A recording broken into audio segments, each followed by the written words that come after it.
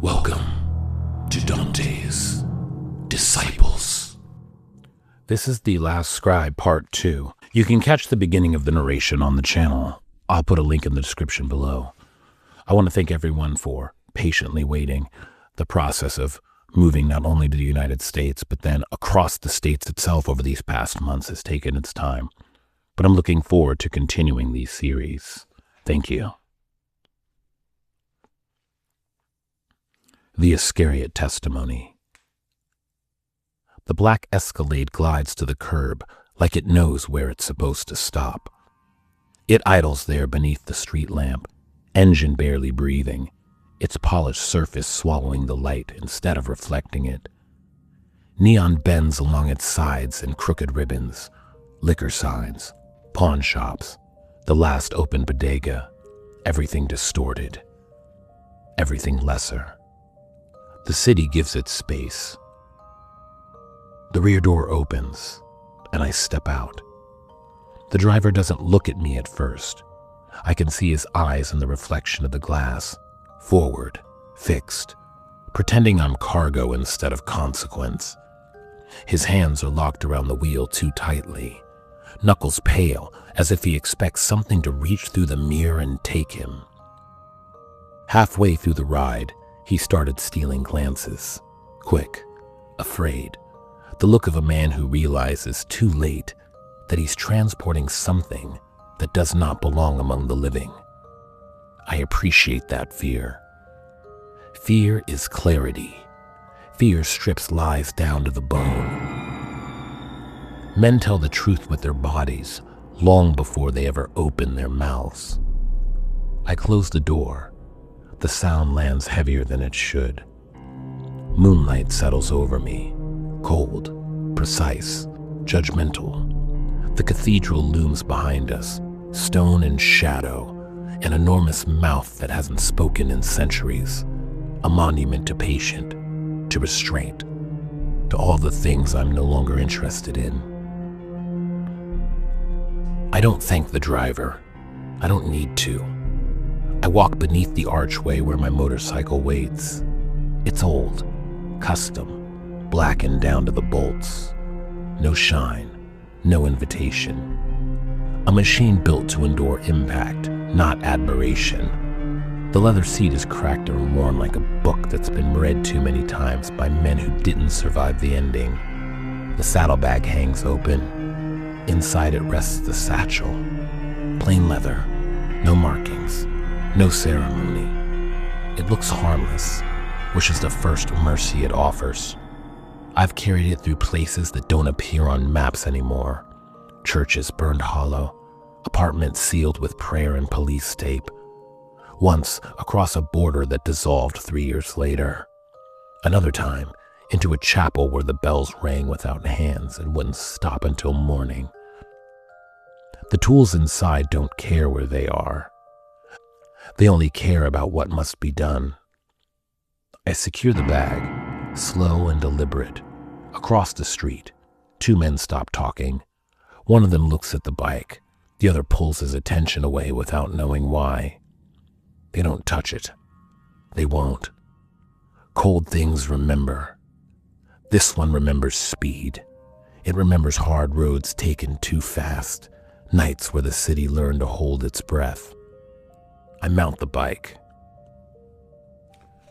The engine answers me immediately, a low animal sound that vibrates through the stones.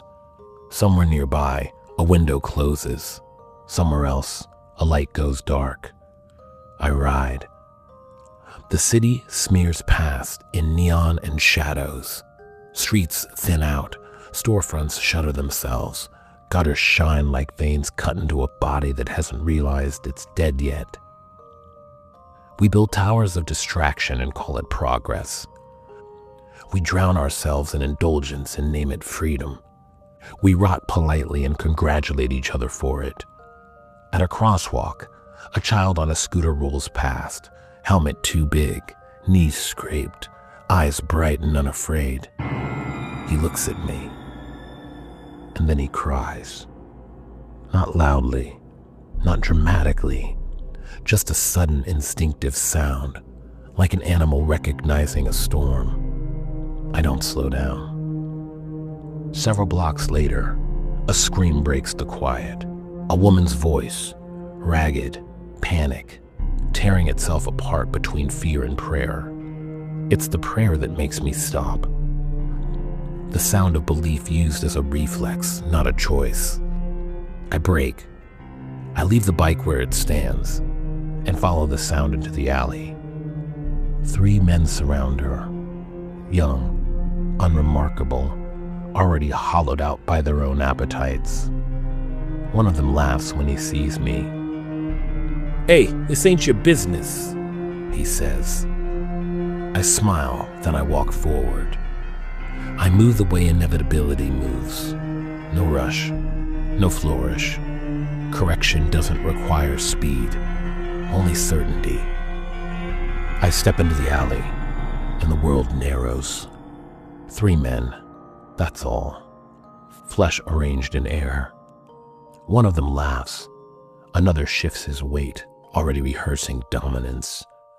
The third watches my hands, instincts flickering uselessly behind his eyes. Violence is a language. Most men babble in it. They swing wildly, shout, posture. They mistake noise for meaning. I do not. I move with the precision of scripture, every motion deliberate, every correction purposeful.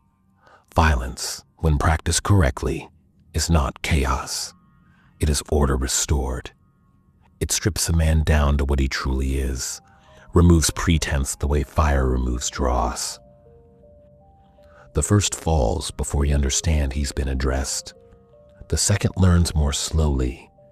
His confidence fractures, then collapses, piece by piece, under the weight of inevitability.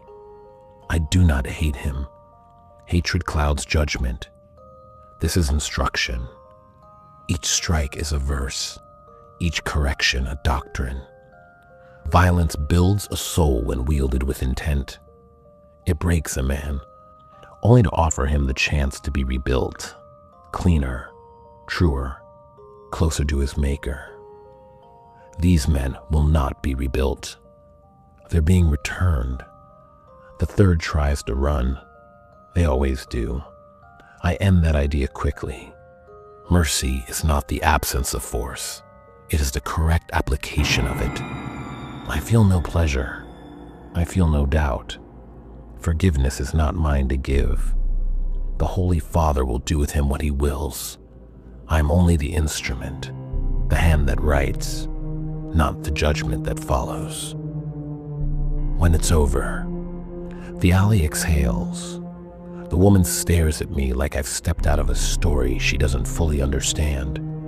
Gratitude spills out of her too fast, too rehearsed. She thanks me the way people thank gods they don't intend to obey. Then she kneels beside one of them and starts digging through pockets. Powder, cash, anything useful. She notices my silence and straightens, brushing herself off, rearranging damage like it's an outfit. Her clothes hang wrong on her, torn, stretched, carrying the shape of choices that were made a long time ago. She offers herself, then the money, then both. A solution, she thinks, a transaction. I imagine her as a child once, clean hands, bare feet, a voice that hasn't learned how to harden yet. I turn away, and that's when the mask slips. "Hey," she calls after me. "Like, what's wrong with you?" I keep walking. "Maybe you like 'em younger," she says, laughing without humor. "Yeah, you like 'em younger." I stop. "Maybe you like boys? I know places. I know people." That's what does it. Not the insult, the assumption, the belief that corruption is universal, that everything bends eventually, that nothing stands without rotting. I turn back. She sees it immediately. Whatever confidence she'd borrowed collapses. Her breath goes shallow. The alley tightens around us. I raise my hand once. That's all it takes. She falls, quiet, folding down as if released from something heavy. And for a moment, just a moment, I imagine her soul slipping free, unburdened by the ruin it wore for so long, sent onward to whatever judgment has been waiting patiently for her name. Mercy is not always gentle. Sometimes it's final. I am the wrath of God, I say, not to her, but to the space above us.